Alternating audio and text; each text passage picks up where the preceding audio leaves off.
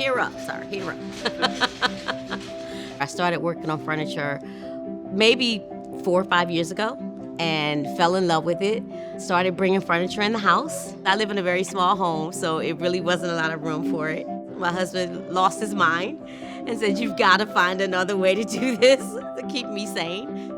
I started to bring furniture here, and then eventually I said, "Can I take a piece home and work on it and bring it back?" And then one day when I was bringing one back, Tom said to me, "Do you want to volunteer?" "Yes," before he could get it out of his mouth.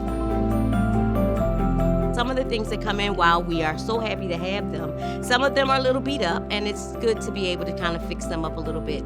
Usually I try to find the piece that has been here the longest, that hasn't been chosen, because typically it's not in good condition. I'm like, we're gonna get this one out of here today. And it's been over a year now that I've been coming, and I absolutely enjoyed it. Helped save my marriage.